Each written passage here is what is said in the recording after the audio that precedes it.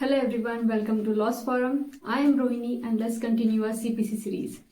तो आज हम CPC सीरीज में स्टार्ट करने वाले केसेस. तो फर्स्ट केस होगा आज हमारे CPC सीरीज का, that is Gundaji Satvaji Shinde versus Ramcharan Bhikaji.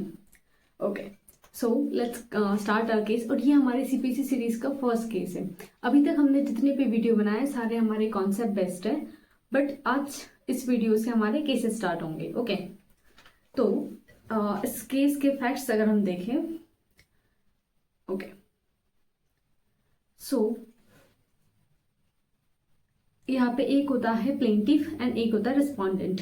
Okay, तो यहाँ पर जो पेटिशनर है हमारे, यहाँ पे जो पेटिशनर है ये हम जो गुंडाजी है ये पेटिशनर है यहाँ पे, एंड जो रिस्पोंडेंट है वो है रामचंद्र. अब क्या होता है इन दोनों के बीच में ना एक एग्रीमेंट टू सेल, एक एग्रीमेंट होता है एग्रीकल्चर लैंड से रिलेटेड. अब लेटर ऑन क्या होता है कि जो रामचंद्र होते हैं ये क्या कहते हैं, रिफ्यूज कर जाते हैं कि मैं तो नहीं बेचूंगा करके.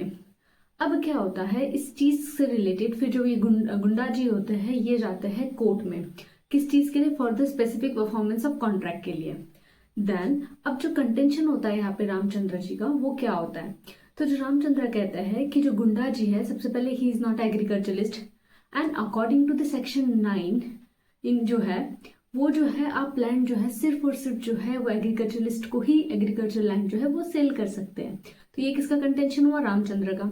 देन अगर हम देखें सेक्शन 9, तो सेक्शन 9 क्या कहता है? सेक्शन 9 अगर रीड करेंगे तो कहता है court to try all the civil suit. मतलब जो कोर्ट है वो ट्राई कर सकता है सारे सिविल सूट अनलेस अगर वो बार्ड कर रहा है. कैसे? या तो बहुत एक्सप्रेसली बार्ड कर रहा है या इम्प्लाइडली. ओके, देन अगर हम देखें इसके बाद जो प्रोविजंस है Bombay tenancy and agriculture land के, तो वो कौन कौन से इस केस में यूज हुआ है? तो एक है section 63 of Bombay tenancy act. तो सेक्शन 63 क्या करता है? प्रोहिबिट करता है sale of agriculture land to the person who is not an agriculturist. तो इसी इसका जो है एक्सक्यूज या लेट्स से क्लेम जो है वो रामचंद्र जी ने यूज किया है यहाँ पे. देन सेक्शन 70 की अगर हम बात करें, सेक्शन 70 ऑफ, अभी हम लोग क्या देख रहे हैं, provisions of Bombay tenancy, right. Then section 70 कहता है कि ये जो है वो मामलतदार की ड्यूटी है.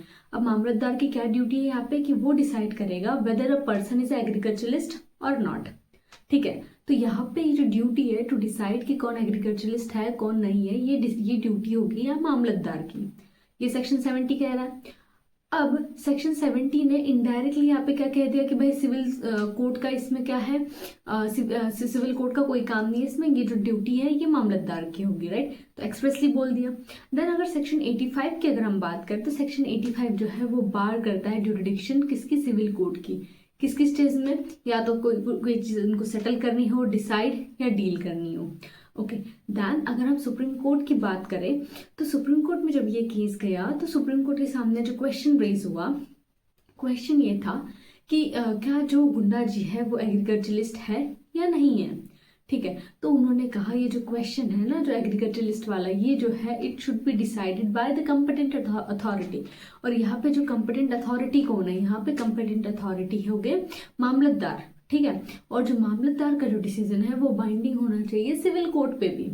ठीक है, तो सिविल कोर्ट जो है यहाँ पे अंडर द स्टैट्यूटरी ऑब्लिगेशन है कि वो रेफर करे issue to the competent authority that is a mamlatdar. और मामलतदार जो है वो कंपिटेंट अथॉरिटी है, वो डिसाइड करेगा कि हाँ गुंडाजी जो है वो एग्रीकल्चरिस्ट है या नहीं है.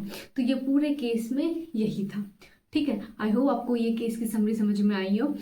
यस, और जो इसके नोट्स जो है आपको लॉस फोरम पे मिल जाएंगे.